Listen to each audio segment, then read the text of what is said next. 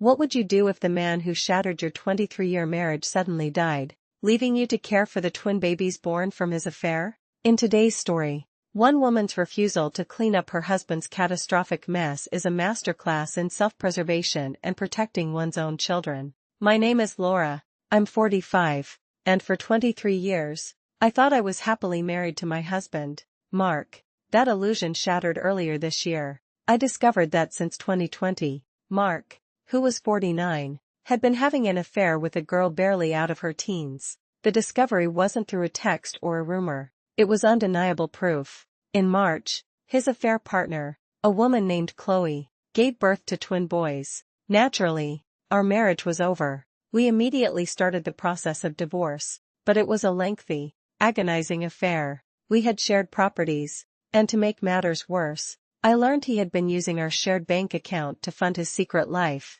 which meant we had to bring in an accountant to untangle the financial mess. Just as we were finally getting close to finalizing everything, the unthinkable happened. Mark and Chloe were killed in a car crash. Mark had made a series of selfish choices, culminating in a final, irreversible act. He never imagined he wouldn't be there to manage the fallout, leaving the woman he betrayed to face the impossible consequences alone. By some strange twist of fate, the twin babies, who were in the car with them, were completely unharmed, but now they were orphans. The responsibility for them immediately became a crisis. Neither set of grandparents could take them in permanently. Mark's parents are in assisted living, and he was an only child, save for one aunt who had been child-free her whole life and flatly refused. I didn't know the full details on Chloe's side, but her parents were also unable to commit long-term, and her only sister lived overseas. Because our divorce wasn't finalized, Mark's will, which he never updated,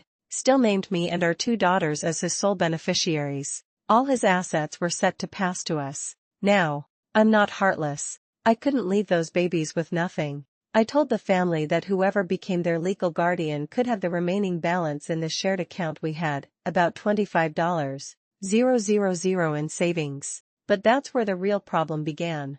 No one wanted them. The responsibility defaulted back to me. My in-laws, Chloe's parents, and even my own mother started pressuring me to take the twins in and raise them. My mom, I think, was just caught up in a case of grandkid fever, but it stung deeply not to have her support in this impossible situation. The truth is, I didn't want to. Not at all. I knew in my heart that I could never truly love them. A significant part of me would always resent them, not for existing, but for what their existence represented, the destruction of my family. I knew I would favor my own children, and I refused to become the evil stepmother from a fairy tale. It wasn't their fault. I know that, but I had truly loved my husband. I thought we were happy. We have two teenage daughters, Sophie, 16, and Mia, 14. The discovery of the affair had unleashed a side of Mark I'd never seen. The man I had shared my life with began calling me names, blaming me for his own infidelity.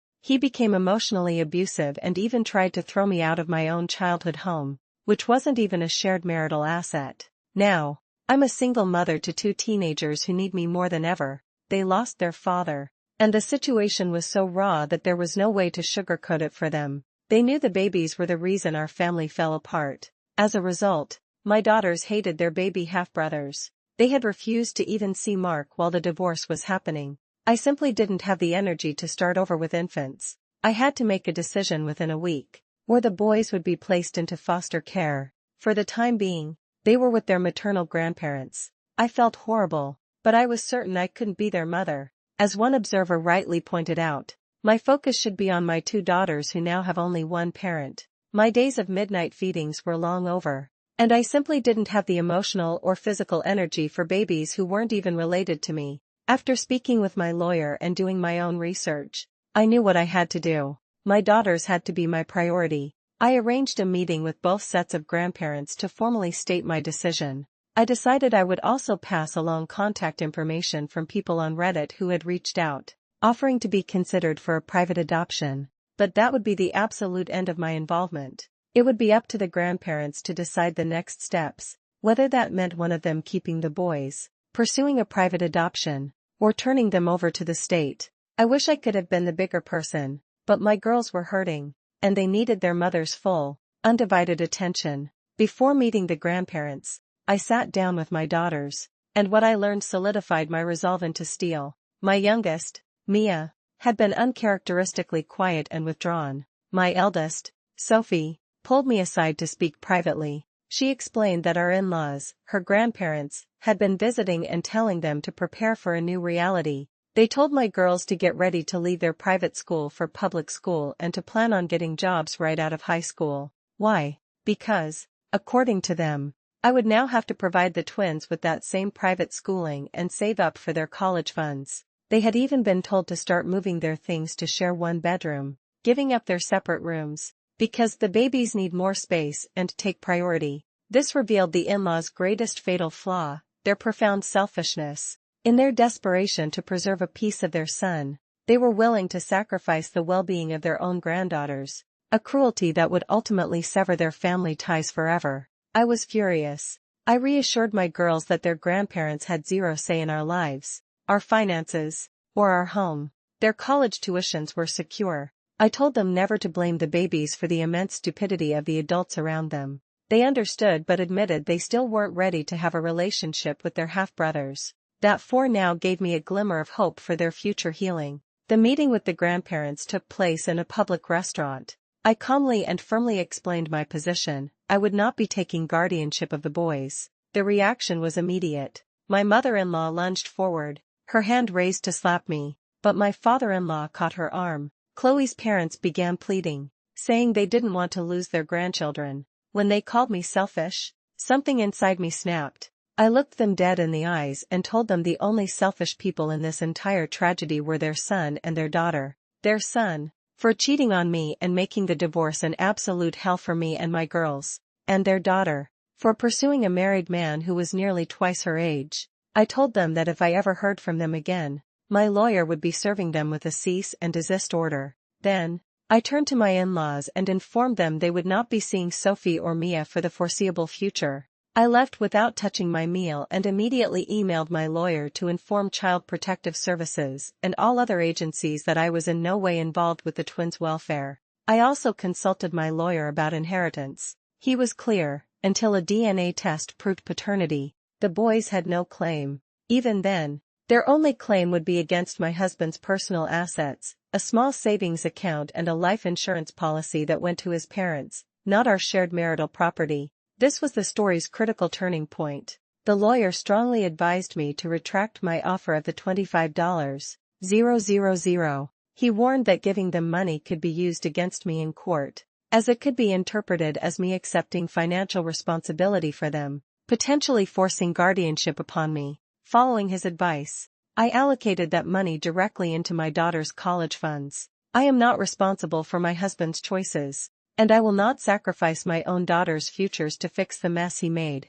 The fallout was swift. A few days later, Chloe's parents and my own mother showed up screaming at me at my workplace. They were furious because CPS had officially retrieved the boys from their care and placed them in foster care pending a permanent solution. The public spectacle was humiliating, but it made one thing clear: I needed to consider moving to protect my girls from this chaos. Then, the harassment escalated. I received a call from a social worker about my inquiries into fostering and adopting the twins. The grandparents had submitted my name without my consent. The operator was speechless when I explained the situation and promised to clear my name from the system. The final blow came when I was served papers. My in-laws are suing me. They are suing for grandparents' rights to see Sophie and Mia, and they are also suing for full custody of my daughters and the twins. My lawyer and I suspect their goal is to parentify my teenage daughters, forcing them to become caretakers for the twins, as my in-laws have mobility issues and shouldn't even be leaving their assisted living facility. It will be a cold day in hell before I let that happen. Amid the legal storm, there are signs of healing. I started therapy, and Sophie is excitedly talking about college applications again. The girls and I are reclaiming our home. We're converting Mark's old office into a family game room and taking down his photos, putting them into albums for the girls when they're ready. It's about making the house ours now. His parents had his tombstone engraved with devoted and beloved husband, father, and son. I find it to be a disgusting joke. He was a cheater and an abuser, and I refuse to speak well of him just because he's dead. Since I paid for the funeral, once I have the strength, I planned to have husband and father removed. My daughters and I deserved better. Ultimately, this story is a harsh but necessary reminder that you are not obligated to set yourself on fire to keep others warm, especially when those others are the product of a deep betrayal. Your first responsibility is to protect yourself and those who depend on you. If you were in my shoes, could you have made the same difficult choice? Where do you draw the line between compassion and self-preservation? Let us know in the comments below.